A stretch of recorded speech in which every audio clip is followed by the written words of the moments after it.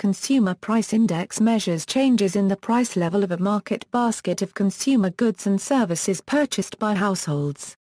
The CPI in the United States is defined by the Bureau of Labor Statistics as a measure of the average change over time in the prices paid by urban consumers for a market basket of consumer goods and services. The CPI is a statistical estimate constructed using the prices of a sample of representative items whose prices are collected periodically. Subindexes and sub-subindexes are computed for different categories and subcategories of goods and services, being combined to produce the overall index with weights reflecting their shares in the total of the consumer expenditures covered by the index. It is one of several price indices calculated by most national statistical agencies. The annual percentage change in the CPI is used as a measure of inflation. A CPI can be used to index the real value of wages, salaries, pensions, for regulating prices and for deflating monetary magnitudes to show changes in real values. In most countries, the CPI is, along with the population census and the USA National Income and Product Accounts, one of the most closely watched national economic statistics. Introduction. Two basic types of data are needed to construct the CPI, price data and weighting data. The price data are collected for a sample of goods and services from a sample of sales outlets in a sample of locations for a sample of times. The weighting data are estimates of the shares of the different types of expenditure in the total expenditure covered by the index. These weights are usually based upon expenditure data obtained from expenditure surveys for a sample of households or upon estimates of the composition of consumption expenditure in the National Income and Product Accounts. Although some of the sampling of items for price collection is done using a sampling frame and probabilistic sampling methods, many items and outlets are chosen in a common-sense way that does not permit estimation of confidence intervals. Therefore, the sampling variance cannot be calculated. In any case, a single estimate is required in most of the purposes for which the index is used. The index is usually computed monthly, or quarterly in some countries, as a weighted average of sub-indices for different components of consumer expenditure, such as food, housing, clothing, each of which is in turn a weighted average of sub-sub-indices.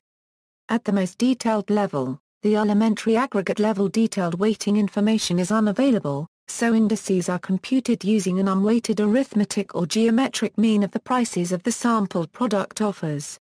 These indices compare prices each month with prices in the price reference month. The weights used to combine them into the higher level aggregates, and then into the overall index, relate to the estimated expenditures during a preceding whole year of the consumers covered by the index on the products within its scope in the area covered. Thus the index is a fixed weight index, but rarely a true Las Beers index, since the weight reference period of a year and the price reference period, usually a more recent single month, do not coincide. It takes time to assemble and process the information used for weighting which, in addition to household expenditure surveys, may include trade and tax data. Ideally, the weights would relate to the composition of expenditure during the time between the price reference month and the current month. There is a large technical economics literature on index formulae which would approximate this and which can be shown to approximate what economic theorists call a true cost of living index. Such an index would show how consumer expenditure would have to move to compensate for price changes so as to allow consumers to maintain a constant standard of living. Approximations can only be computed retrospectively, whereas the index has to appear monthly and, preferably, quite soon. Nevertheless, in some countries, notably in the United States and Sweden, the philosophy of the index is that it is inspired by and approximates the notion of a true cost of living index, whereas in most of Europe it is regarded more pragmatically. The coverage of the index may be limited. Consumers' expenditure abroad is usually excluded. Visitors' expenditure within the country may be excluded in principle if not in practice. The rural population may or may not be included. Certain groups such as the very rich or the very poor may be excluded. Saving and investment are always excluded, though the prices paid for financial services provided by financial intermediaries may be included along with insurance. The index reference period, usually called the base year, often differs both from the weight reference period and the price reference period.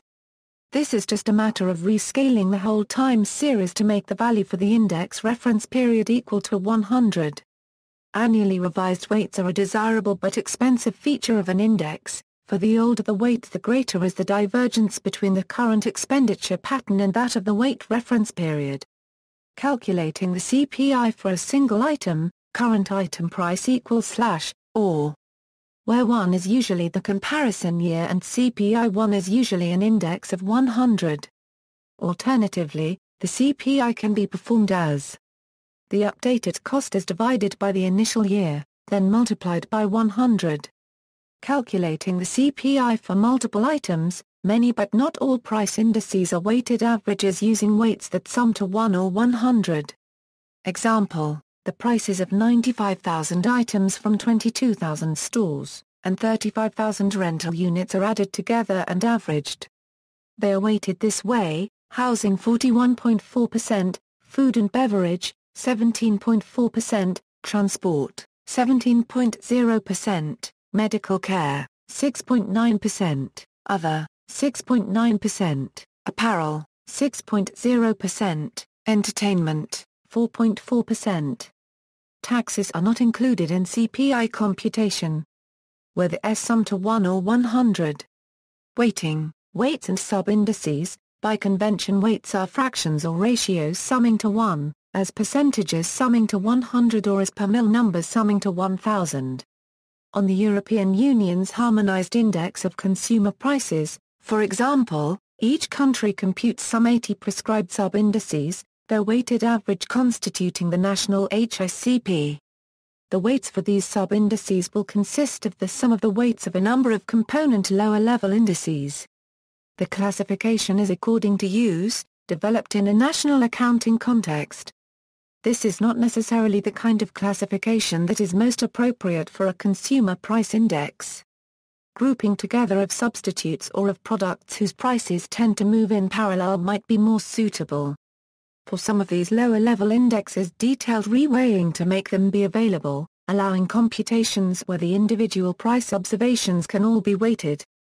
This may be the case, for example, where all selling is in the hands of a single national organization which makes its data available to the index compilers. For most lower-level indexes, however, the weight will consist of the sum of the weights of a number of elementary aggregate indexes, each weight corresponding to its fraction of the total annual expenditure covered by the index. An elementary aggregate is a lowest-level component of expenditure, one which has a weight but within which, weights of its subcomponents are usually lacking. Thus, for example, weighted averages of elementary aggregate indexes make up low-level indexes. Weighted averages of these in turn provide sub-indices at a higher, more aggregated level, for example clothing, and weighted averages of the latter provide yet more aggregated sub-indices. Some of the elementary aggregate indexes, and some of the sub-indexes can be defined simply in terms of the types of goods and/or services they cover, as in the case of such products as newspapers in some countries and postal services, which have nationally uniform prices. But where price movements do differ or might differ between regions or between outlet types, separate regional and/or outlet type elementary aggregates are ideally required for each detailed category of goods and services, each with its own weight. An example might be an elementary aggregate for sliced bread sold in supermarkets in the northern region. Most elementary aggregate indexes are necessarily unweighted averages for the sample of products within the sampled outlets. However, in cases where it is possible to select the sample of outlets from which prices are collected so as to reflect the shares of sales to consumers of the different outlet types covered, self-weighted elementary aggregate indexes may be computed.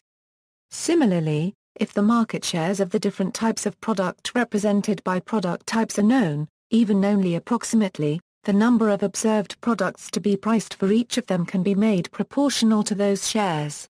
Estimating weights. The outlet and regional dimensions noted above mean that the estimation of weights involves a lot more than just the breakdown of expenditure by types of goods and services, and the number of separately weighted indexes composing the overall index depends upon two factors: the degree of detail to which available data permit breakdown of total consumption expenditure in the weight reference period by type of expenditure, region and outlet type.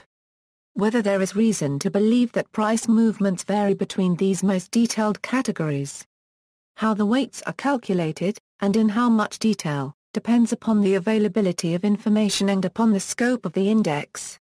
In the UK, the Retail Price Index does not relate to the whole of consumption, for the reference population is all private households with the exception of A, pensioner households that derive at least 3/4 of their total income from state pensions and benefits, and B, high-income households, whose total household income lies within the top 4% of all households.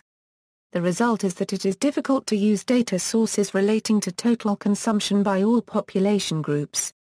For products whose price movements can differ between regions and between different types of outlet, the ideal, rarely realizable in practice, would consist of estimates of expenditure for each detailed consumption category, for each type of outlet, for each region. At the opposite extreme, with no regional data on expenditure totals but only on population and only national estimates for the shares of different outlet types for broad categories of consumption, the weight for sliced bread sold in supermarkets in the northern region has to be estimated as the share of sliced bread in total consumption a 0.24 0.7. The situation in most countries comes somewhere between these two extremes. The point is to make the best use of whatever data are available. The nature of the data used for weighting, no firm rules can be suggested on this issue for the simple reason that the available statistical sources differ between countries. However, all countries conduct periodical household expenditure surveys and all produce breakdowns of consumption expenditure in their national accounts. The expenditure classifications used there may however be different. In particular, household expenditure surveys do not cover the expenditures of foreign visitors, though these may be within the scope of a consumer price index. National accounts include imputed rents for owner-occupied dwellings which may not be within the scope of a consumer price index. Even with the necessary adjustments, the national account estimates and household expenditure surveys usually diverge. The statistical sources required for regional and outlet type breakdowns are usually weaker. Only a large sample household expenditure survey can provide a regional breakdown. Regional population data are sometimes used for this purpose, but need adjustment to allow for regional differences in living standards and consumption patterns. Statistics of retail sales and market research reports can provide information for estimating outlet type breakdowns, but the classifications they use rarely correspond to co-occup categories. The increasingly widespread use of barcodes, scanners in shops has meant that detailed cash register printed receipts are provided by shops for an increasing share of retail purchases. This development makes possible improved household expenditure surveys, as Statistics Iceland has demonstrated. Survey respondents keeping a diary of their purchases need to record only the total of purchases when itemized receipts were given to them and keep these receipts in a special pocket in the diary. These receipts provide not only a detailed breakdown of purchases but also the name of the outlet. Thus response burden is markedly reduced, accuracy is increased, product description is more specific and point of purchase data are obtained, facilitating the estimation of outlet type weights. There are only two general principles for the estimation of weights: use all the available information and accept that rough estimates are better than no estimates. Reweighting, ideally, in computing an index, the weights would represent current annual expenditure patterns. In practice they necessarily reflect past using the most recent data available or, if they are not of high quality, some average of the data for more than one previous year. Some countries have used a 3-year average in recognition of the fact that household survey estimates are of poor quality. In some cases some of the data sources used may not be available annually, in which case some of the weights for lower-level aggregates within higher-level aggregates are based on older data than the higher-level weights. Infrequent reweighing saves costs for the National Statistical Office but delays the introduction into the index of new types of expenditure. For example, subscriptions for Internet service entered index compilation with a considerable time lag in some countries, and account could be taken of digital camera prices between re-weightings only by including some digital cameras in the same elementary aggregate as film cameras. Owner-occupiers and the price index. The way in which owner-occupied dwellings should be dealt with in a consumer price index has been, and remains, a subject of heated controversy in many countries. Various approaches have been considered, each with their advantages and disadvantages. The economist's approach. Leaving aside the quality of public services, the environment, crime and so forth, and regarding the standard of living as a function of the level and composition of individuals' consumption, this standard depends upon the amount and range of goods and services they consume. These include the service provided by rented accommodation, which can readily be priced, and the similar services yielded by a flat or house owned by the consumer who occupies it. Its cost to a consumer is, according to the economic way of thinking, an opportunity cost, namely what he or she sacrifices by living in it. This cost, according to many economists, is what should form a component of a consumer price index. Opportunity cost can be looked at in two ways, since there are two alternatives to continuing to live in an owner-occupied dwelling. €1 supposing that it is 1 year's cost that is to be considered. €1 is to sell it, earn interest on the owner's capital thus released, and buy it back a year later, making an allowance for its physical depreciation. This can be called the alternative cost approach. The other, the rental equivalent approach, is to let it to someone else for the year, in which case the cost is the rent that could be obtained for it. Most people do not think about their dwelling in either of these ways, but this does not bother the theoretical economist for whom consistent logic is what matters. There are, of course, practical problems in implementing either of these economists' approaches. Thus, with the alternative cost approach, if house prices are rising fast, the cost can be negative and then become sharply positive once house prices start to fall, so such an index would be very volatile. On the other hand, with the rental equivalent approach, there may be difficulty in estimating the movement of rental values of types of property which are not actually rented. If one or other of these measures of the consumption of the services of owner-occupied dwellings is included in consumption, then it must be included in income too, for income equals consumption plus saving. This means that if the movement of incomes is to be compared with the movement of the consumer price index, incomes must be expressed as money income plus this imaginary consumption value. That is logical, but it may not be what users of the index want. Although the argument has been expressed in connection with owner-occupied dwellings, the logic applies equally to all durable consumer goods and services. Furniture, carpets and domestic appliances are not used up soon after purchase in the way that food is. Like dwellings, they yield a consumption service that can continue for years. Furthermore, since strict logic is to be adhered to, there are durable services as well that ought to be treated in the same way. The service consumers derive from appendectomies or crowned teeth continue for a long time. Since estimating values for these components of consumption has not been tackled, the economic theorists are torn between their desire for intellectual consistency and their recognition that inclusion of the opportunity cost of the use of durables is impracticable. Spending. Another approach is to concentrate on spending. 3. Everyone agrees that repairs and maintenance expenditure of owner-occupied dwellings should be covered in a consumer price index, but the spending approach would include mortgage interest too. This turns out to be quite complicated, conceptually as well as in practice. To explain what is involved, consider a consumer price index computed with reference to 2009 for just one sole consumer who bought her house in 2006, financing half of the sum by raising a mortgage. The problem is to compare how much interest such a consumer would now be paying with the interest that was paid in 2009. Since the aim is to compare like with like, that requires an estimate of how much interest would be paid now in the year 2010 on a similar house bought and 50% mortgage financed 3 years ago, in 2007. It does not require an estimate of how much that identical person is paying now on the actual house she bought in 2006, even though that was what personally concerns her now. A consumer price index compares how much it would cost now to do exactly what consumers did in the reference period with what it cost then. Application of the principle thus requires that the index for R1 house owner should reflect the movement of the prices of houses like hers from 2006 to 2007 and the change in interest rates. If she took out a fixed interest rate mortgage, it is the change in interest rates from 2006 to 2007 that counts. If she took out a variable interest mortgage, it is the change from 2009 to 2010 that counts. Thus her current index with 1999 as reference period will stand at more than 100 if house prices or, in the case of a fixed interest mortgage, interest rates rose between 2006 and 2007. The application of this principle in the owner-occupied dwellings component of a consumer price index is known as the debt profile method.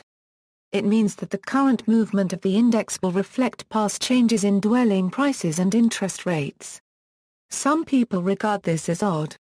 Quite a few countries use the debt profile method, but in doing so most of them behave inconsistently. Consistency would require that the index should also cover the interest on consumer credit instead of the whole price paid for the products bought on credit if it covers mortgage interest payments. Products bought on credit would then be treated in the same way as owner-occupied dwellings. Variants of the debt profile method are employed or have been proposed. One example is to include down payments as well as interest. Another is to correct nominal mortgage rates for changes in dwelling prices or for changes in the rest of the consumer price index to obtain a real rate of interest. Also, other methods may be used alongside the debt profile method. Thus several countries include a purely notional cost of depreciation as an additional index component, applying an arbitrarily estimated, or rather guessed, depreciation rate to the value of the stock of owner-occupied dwellings. Finally, one country includes both mortgage interest and purchase prices in its index. Transaction prices. The third approach simply treats the acquisition of owner-occupied dwellings in the same way as acquisitions of other durable products are treated. This means, taking account of the transaction prices agreed. Ignoring whether payments are delayed or are partly financed by borrowing. Leaving out second-hand transactions. Second-hand purchases correspond to sales by other consumers. Thus only new dwellings would be included. Furthermore, expenditure on enlarging or reconstructing an owner-occupied dwelling would be covered, in addition to regular maintenance and repair. Two arguments of an almost theological character are advanced in connection with this transactions approach. One argument is that purchases of new dwellings are treated as investment in the system of national accounts, so should not enter a consumption price index. It is said that this is more than just a matter of terminological uniformity. For example, it may be thought to help understanding and facilitate economic analysis if what is included under the heading of consumption is the same in the consumer price index and in the national income and expenditure accounts. Since these accounts include the equivalent rental value of owner-occupied dwellings, the equivalent rental approach would have to be applied in the consumer price index too. But the national accounts do not apply it to other durables, so the argument demands consistency in one respect but accepts its rejection in another. The other argument is that the prices of new dwellings should exclude that part reflecting the value of the land, since this is an irreproducible and permanent asset that cannot be said to be consumed. This would presumably mean deducting site value from the price of a dwelling, site value presumably being defined as the price the site would fetch at auction if the dwelling were not on it. How this is to be understood in the case of multiple dwellings remains unclear. Confusion. It is apparent that much of the muddle in discussing the merits of the different approaches arises from the promiscuous mixing up of arguments about feasibility, about dislike or approval of the way the index would move under a particular approach and about principles of various, often incompatible, sorts. Feasibility is naturally important. The difficulty of dealing with site values is obvious. Statisticians in a country lacking a good dwelling price index will go along with a proposal to use such an index only if they can obtain the necessary additional resources that will enable them to compile one. Even obtaining mortgage interest rate data can be a major task in a country with a multitude of mortgage lenders and many types of mortgage. Dislike of the effect upon the behavior of the consumer price index arising from the adoption of some methods can be a powerful, if sometimes unprincipled, argument. Dwelling prices are volatile and so, therefore, would be an index incorporating the current value of a dwelling price subindex which, in some countries, would have a large weight under the third approach. Furthermore, the weight for owner-occupied dwellings could be altered considerably when reweighting was undertaken. Then, there is the point that a rise in interest rates designed to halt inflation could paradoxically make inflation appear higher if current interest rates showed up in the index. Economists' principles are not acceptable to all. Nor is insistence upon consistency between the treatment of owner-occupied dwellings and other durables. Clarity: much would be gained if two sets of problems were distinguished. What is the consumer price index to measure? How can that be achieved? Another way of putting this is to distinguish, what is the question that should be answered? This is a matter for policy makers and other users of the consumer price index. How can it best be answered? This is a matter for the statisticians. The three approaches should not be regarded as rivals, they are different answers to different questions. One, or possibly more, should be chosen. The three questions can be formulated as follows: opportunity cost. What is the change through time in what would be the opportunity cost of the reference period consumption of the services of owner-occupied dwellings? Spending. What is the change through time in the cash outlays that would correspond to the reference period cash outlays in respect of owner-occupied dwellings? Transactions. What is the change through time in what would be the purchase value of the reference period net acquisition of owner-occupied dwellings by consumers? Which question is to be answered is, as just stated, a policy matter, depending upon the purposes the index is to serve.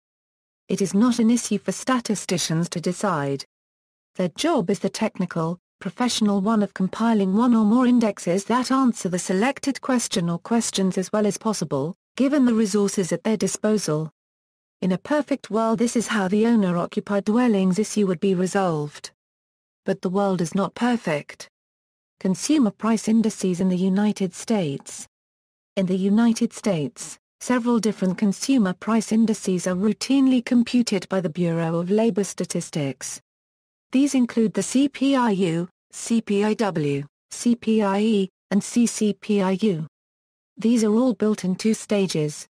First, the BLS collects data to estimate 8,018 separate item area indices reflecting the prices of 211 categories of consumption items in 38 geographical areas. In the second stage, weighted averages are computed of these 8,018 item area indices.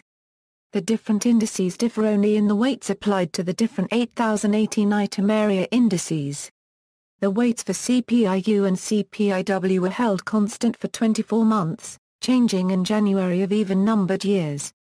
The weights for CCPIU are updated each month to reflecting changes in consumption patterns in the last month.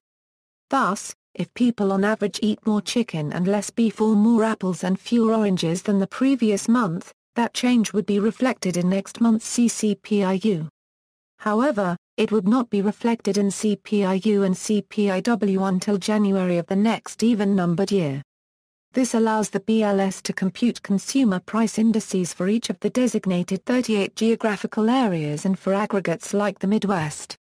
In January of each year, Social Security recipients receive a cost of living adjustment to ensure that the purchasing power of Social Security and supplemental security income benefits is not eroded by inflation. It is based on the percentage increase in the Consumer Price Index for urban wage earners and clerical workers. The use of CPIW conflicts with this purpose, because the elderly consume substantially more healthcare goods and services than younger people. In recent years, inflation in healthcare has substantially exceeded inflation in the rest of the economy. Since the weight on healthcare in CPIW is much less than the consumption patterns of the elderly, this COLA does not adequately compensate them for the real increases in the costs of the items they buy. The BLS does track a consumer price index for the elderly. It is not used, in part because the Social Security Trust Fund is forecasted to run out of money in roughly 40 years, and using the CPIE instead of CPIW would shorten that by roughly 5 years. History: between 1971 and 1977, The United States CPI increased 47%. In 2009, the Consumer Price Index fell for the first time since 1955. Change CPI. Former White House Chief of Staff Erskine Bowles and former U.S. Senator Alan K. Simpson suggested a transition to using a changed CPI in 2010, when they headed the White House's Deficit Reduction Commission.